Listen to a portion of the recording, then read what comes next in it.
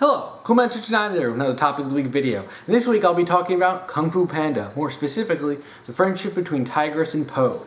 This topic was submitted by Andrew89, and her topic is the evolving friendship between Po and Tigress over the course of 3 movies. What made it work and believable? What did they provide each other in the relationship that was their friendship? And some view the relationship to have possible romantic subtext. Do you think this has merit? Would a romance between them, in your opinion, be believable, or are they simply just friends and not the next Hiccastrid? I'll start off by saying I do not see romantic stuff in this, and I have never wanted romantic subtext between their characters. It was actually one of the biggest worries I had seeing Kung Fu Panda 2 and Kung Fu Panda 3. I always had this worry that they were just going to shove in a romance just to tick off that box in the, okay, we got the action, we got the character development, we got the romance. And I didn't want them to do that. Thankfully, they never did. And I'm really glad, because it wouldn't have ruined the movies, but it would have kind of put a damper on it. It's kind of the same issue I have a little bit with Wreck-It Ralph, the romance between Calhoun and what's his name, Felix.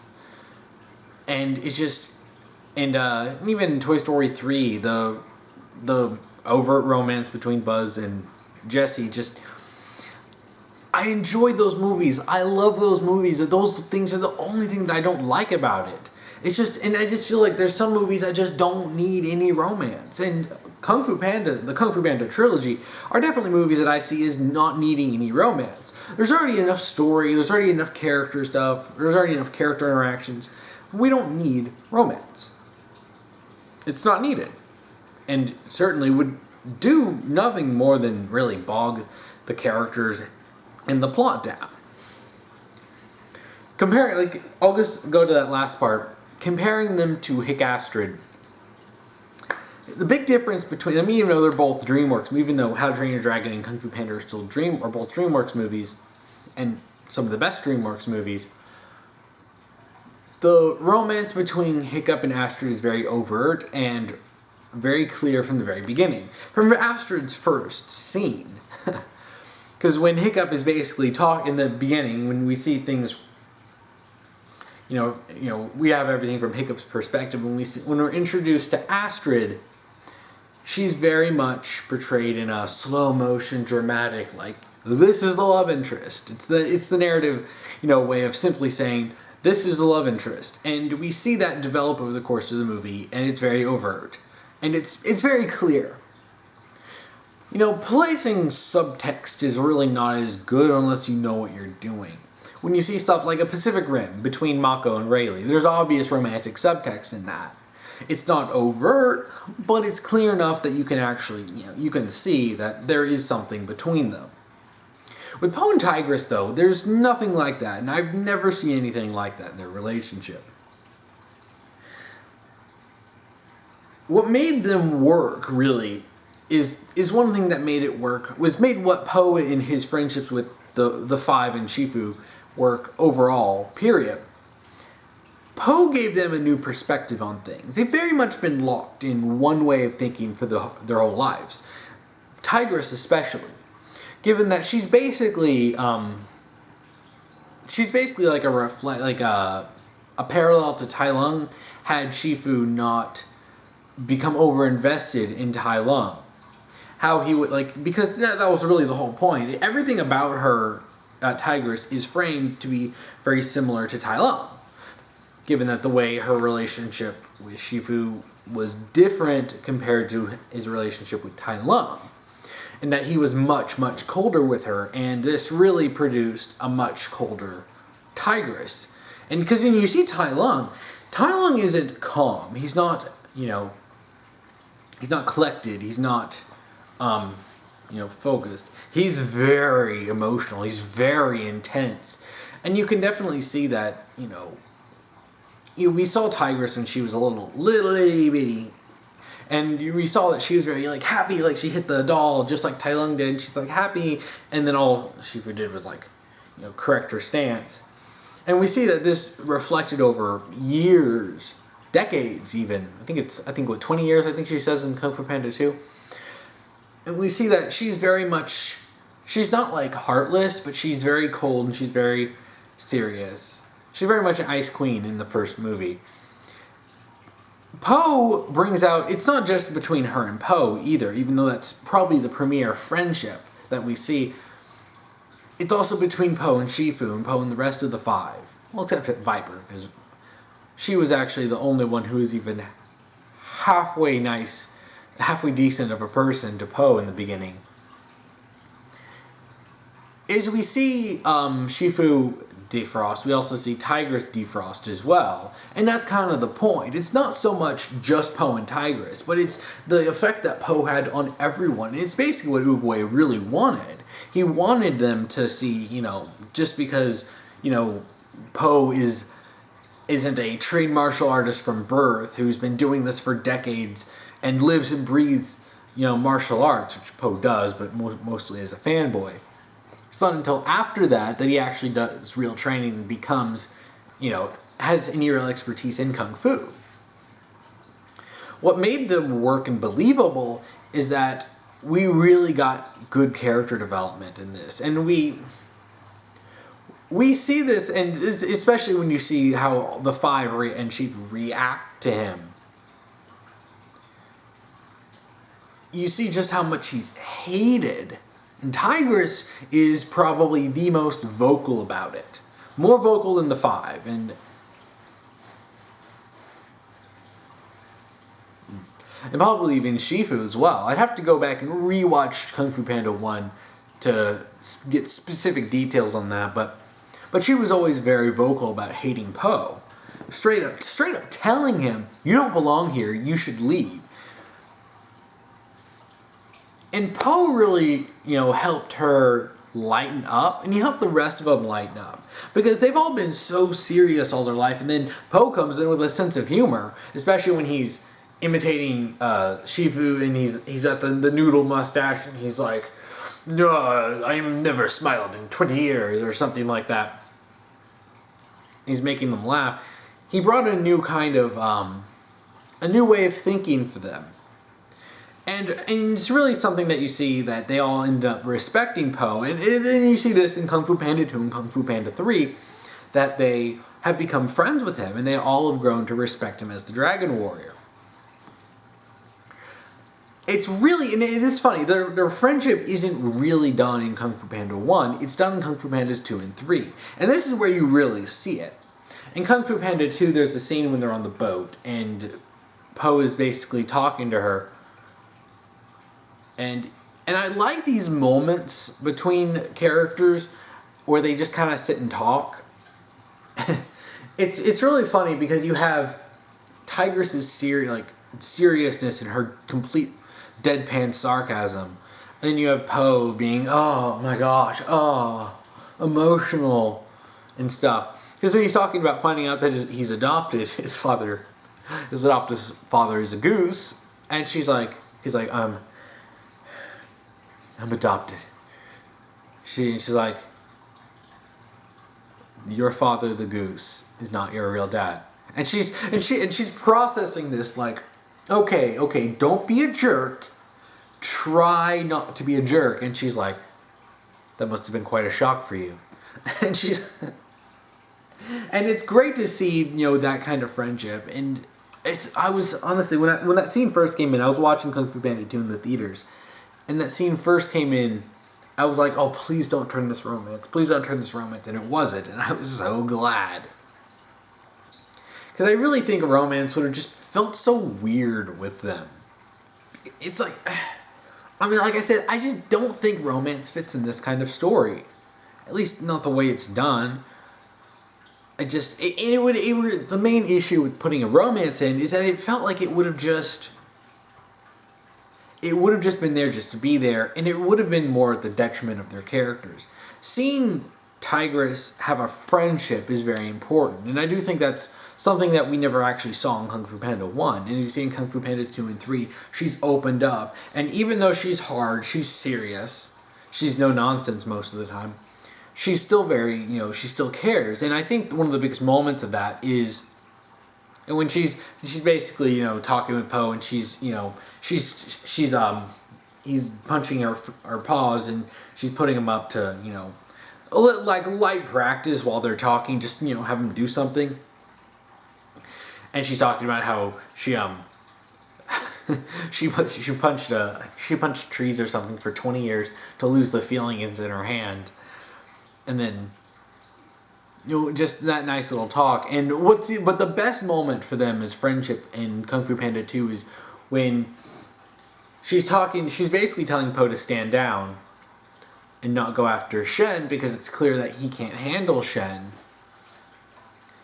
And, you know, she's fighting him, and you really, it looks like it's gonna get, you know, dirty. It's gonna get bloody. It's like it's gonna go bad. And then she ends up hugging him, and Tigress is not very affectionate. And I do like that. I do like you seeing these characters who are darker and broodier don't like any kind of affection, but giving affection to very select few people who they care about. It's one of the things that makes their friendship so good. You really see it brings out these good parts in him, and she does help him very much, you know, think more clearly. This is really done in Kung Fu Panda 3 when she goes to warn him about Kai, and basically, like, you can't, and he's doing basic training, and she's like, you can't just fight him standardly. We tried. The 5 in Shifu failed. He's like, you alone, doesn't matter if you're the Dragon Warrior, you can't just do that. And then that's when he formulated his plan. There's no romantic subtext. I've watched those movies multiple times, and I've never seen romantic subtext in them. And it just, I don't know, it's one of those things that just kind of weirds me out. Like I said, like between Calhoun and Felix, it's one of those things where if Po and Tigress like started making out at one point in the movies, and I'd just be like, what? It just, you know, it's weird, and there's so much going on in these stories, and like especially Kung Fu Pandas 2 and 3, when you have the story, then you have the main villains. You have Shen in Kung Fu Panda 2 and Kai in Kung Fu Panda 3, and they're doing all this stuff, and we have the character development Po is getting with Kung Fu Panda 3 or 2. Po is discovering what happened to the pandas.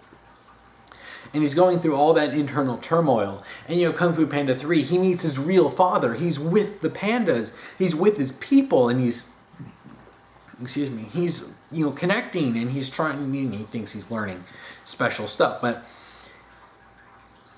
I really don't see a room for romance in these stories. Like, how, like, you would actually have to rewrite these movies in order to fit a romance in, and at that point, there's no reason to. You already have these great stories. There's no point in shoving something in just to shove it in. It's why I'm really glad that their relationship remained platonic for the entirety of the trilogy. Because at the very end of the movie of Kung Fu Panda 3, when everyone is basically stating their relationship to Po, and, you know, they're putting their hands out to, you know, give him energy to fight Kai in the spirit world or spirit realm. I don't remember what their version of it is called.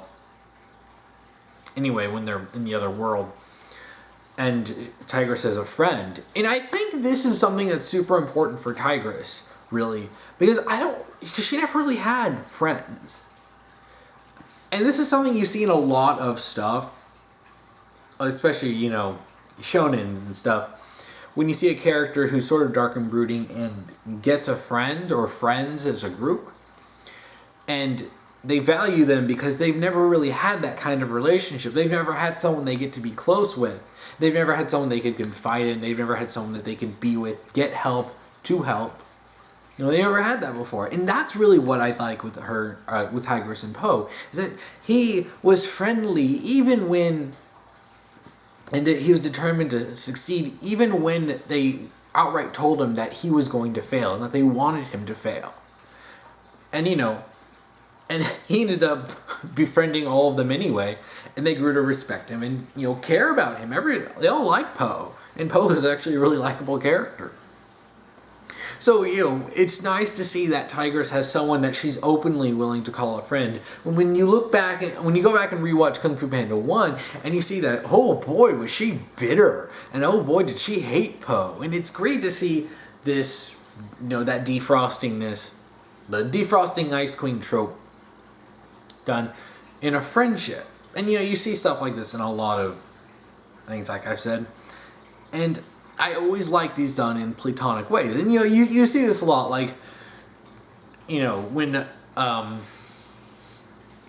don't really want to say, but like in Naruto, when Naruto befriends someone, when she befriends literally everyone, but he becomes friends with them. Let's say like Gaara, former enemy, who he becomes good friends with. And it's nice to see those kinds of relationships, because I think a lot of times we get stuck in this idea that in order to maybe not redeem someone, because it's talking about Tigress, but to help them be better, that it has to be a romance. You have to redeem them with love, and not all love is romantic. Platonic love exists, and I really like it when movies and TV shows and in media in general promote that sort of platonic love and caring, and show that this can help you. You don't need a romance to help you. You don't need a big, make-out session at the end in order to be a better person. You just, a friend. Friends can be just as good, if not better, and it's always good to have those friendships. What do they provide each other? I think I kind of said this already, but in terms of what they provide each other, Po gives her basically a sense of lightheartedness, and he does that for the five, and Shifu as well. And basically, after Kung Fu Panda 1, you do see that this has very much affected them in a positive way. Because especially you see Shifu is so much nicer to Po, and so much more respectful and caring towards him, just like all of them are. They all work together so much better in fighting, because they work together at all in fighting with Po. And it's nice to see these characters who were so bitter and cold-hearted in the first movie, that over the course of the trilogy become very, very lighthearted. And it's funny because you see this happen with all of them, all of the five. Especially you see some of them get a little bit more goofy, and I do think that was very much an influence from Po, that they don't need to be serious all the time. I think in Kung Fu Panda 3, I think Monkey was talking to the jade statue of Mantis. And he was just like, it's us, it's me, your BFF, or something like that. And it's great to see that, because you see, like, Monkey was kind of a jerk in the first movie. It's great to see, and I do, like I said, it's not just Tigress. She was just the most extreme one. But you see this friendships grow across the three movies, and they all become much nicer, and it's so refreshing to see. In fact, after I watched Kung Fu Panda 3, I went back and rewatched Kung Fu Pandas 1 and 2. And I was watching Kung Fu Panda 1, I was like, oh crap, everyone was a jerk in this movie. And it's nice to see that Po did end up having him becoming the Dragon Warrior. And the events of the first movie ended up having a positive effect on everyone, including Tigress. And also, Tigress and the others, in what Shifu's training, did help Po become a little bit more serious. Being just goofy isn't good either. It just is the same as being serious all the time isn't good. He learned that there are sometimes when you need to work. And, Shifu did find that with the right motivation, he could teach Po Kung Fu. And that was really a positive effect. And, you do see these lessons come in Kung Fu Pandas 2 and 3. When Tigress does try to help Po, even though she's very much in-your-face, blunt way about it, she does help him sometimes realize that, he might be in a bit of a fuss, since he's really not, like, a thinker. He doesn't sit down and meditate a lot. It's just not his character.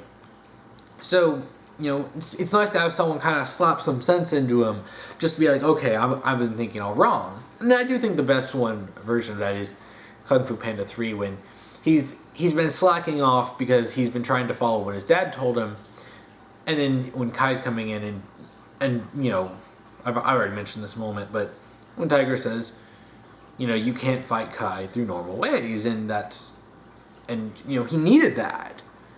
And it's great to see this mutually beneficial and healthy friendship. I love those kinds of friendships. Those are the best ones.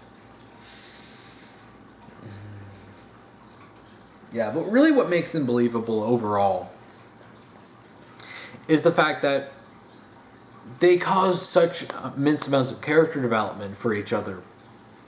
Neither of them lost their own personality.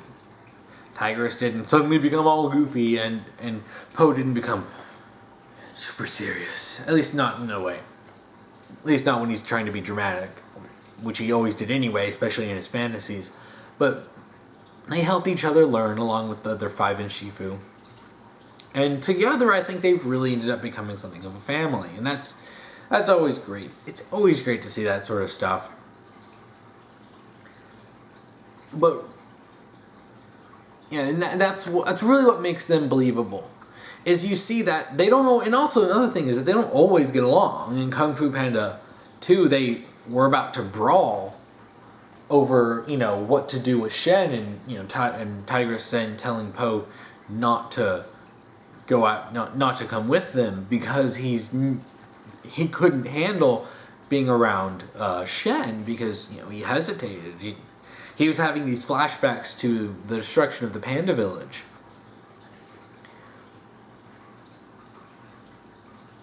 And and you see that, because this is something very important that I think a lot of people need to know and a lot of people need to learn, is that you will not always be really, really cheerful with your friends. You will argue with them and you will have conflict with them. It's bound to happen. Disagreements and conflicts happen with even the best of friends. I've had some intense arguments with my best friends before, and some stuff that got kind of nasty at times. It doesn't stop us from being friends. It just, it's part of human nature. There's going to be some conflict sometimes, no matter who it's with. And you see that conflict with them, with Po and Tigress. And yeah, it's realistic.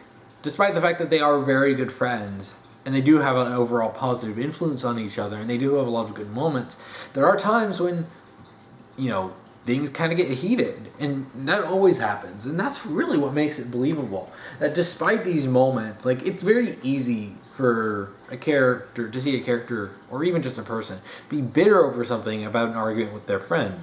You see this all the time in soap operas or those stupid drama shows, when there's a misunderstanding or an argument, and all of a sudden the character's just like, I hate you, or I'm going to turn evil because of this, or something stupid like that. And it's just it's nice to see that despite the, any rough patches they have, despite any conflicts that they've had, they're always going to be there for each other, just like they're going to be with everyone. The five will stand together with the Dragon Warrior, and Shifu will always be there. And, despite any arguments, despite getting off on the wrong foot and having a very, very nasty, early interactions, they all became good friends and are always there for each other. She stood by with all the other pandas and Po's dads, and, stood there and helped him out in the last bit. And I like that. I love those kinds of friendships.